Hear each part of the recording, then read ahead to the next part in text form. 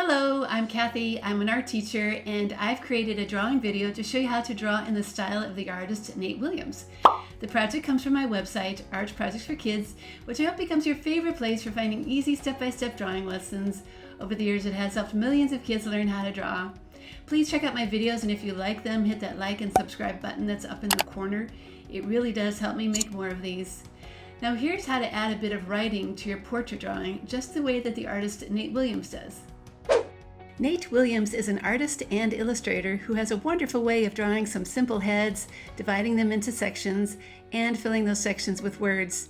It's a fun way to play around with letters and can say so much about the person you're drawing. Let's get started so I can share tips I've learned about how to get your best results. First, collect your art supplies: watercolor paper, pencil, thick permanent black marker, crayons, paintbrush, and watercolor paint. I used 6 different shades of this liquid paint.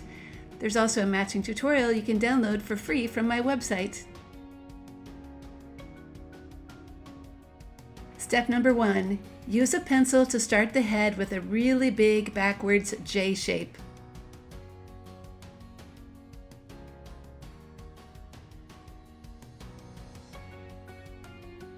Step number 2.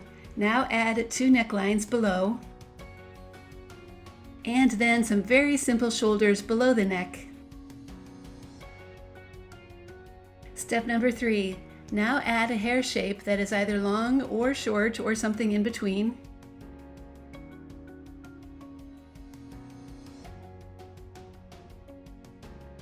Step number 4.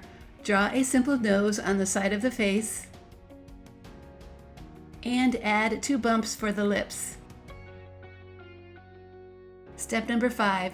Starting at the top of the nose, draw a horizontal line across the face, then draw another one from the bottom of the nose and another one from the middle of the lips.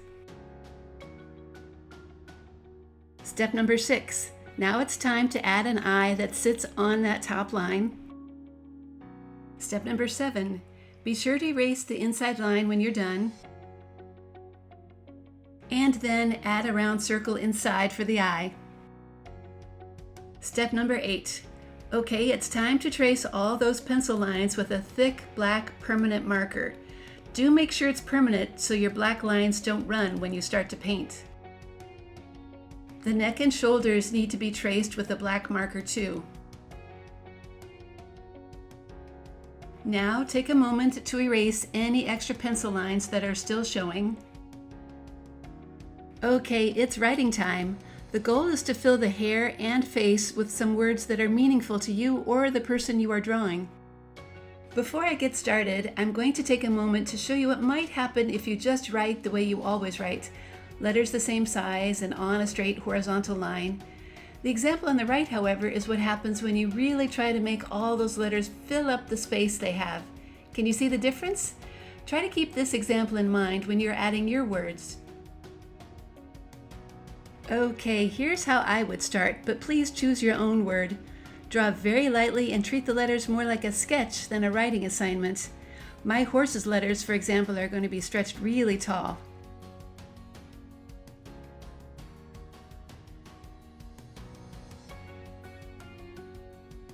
Step number 9.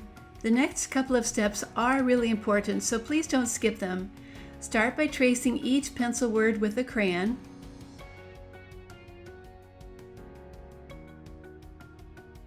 Now go over the entire word with an eraser so you can get rid of as much gray pencil line as you can.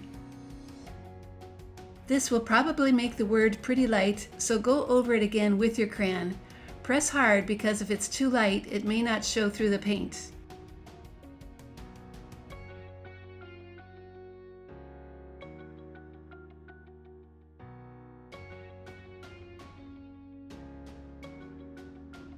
Next, I'm going to go through the same process with the next word so you can hopefully better remember all these steps. I've chosen the word pizza and am sketching it out first with my pencil. Then I need to carefully trace it with my crayon.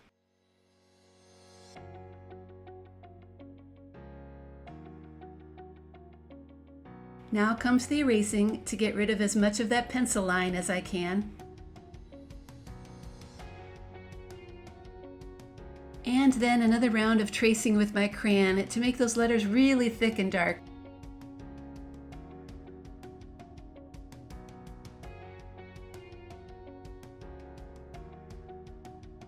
Here's my completed face with all my finished crayon words. You'll see that I tried a little bit of cursive writing too. Above all, just make the letters big with lots of thick lines so they can easily be seen. The last thing to do with those crayons is to add some kind of pattern on the shirt. Be sure to press hard here too so those colors show up. And now it's time to paint. I love these liquid watercolor paints, and I'm going to use the 3 primary and 3 secondary colors. And by the way, you're going to need a little bit of water to clean your brush while you paint. Now you can just start painting each section that you have. I'm going to start with the hair.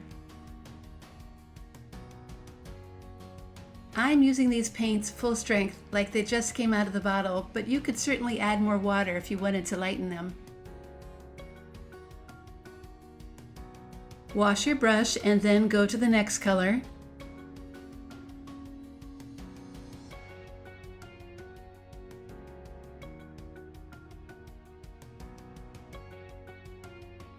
It's always best to work slowly and spread the paint around so you don't make any puddles.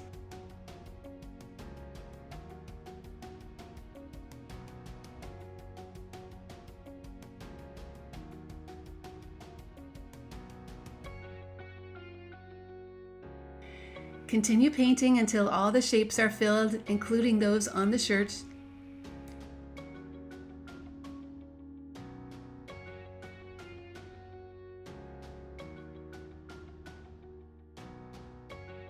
Okay, this portrait is done. I filled in everything including the eye, nose, and mouth. It's time to let things dry. Now that my painting is dry, there is one tip I would add. Watch for paint colors that might be getting too dark. If you see my 2 samples side by side, you'll see that my new painting on the left with a darker blue is a little harder to read than my first practice painting on the right.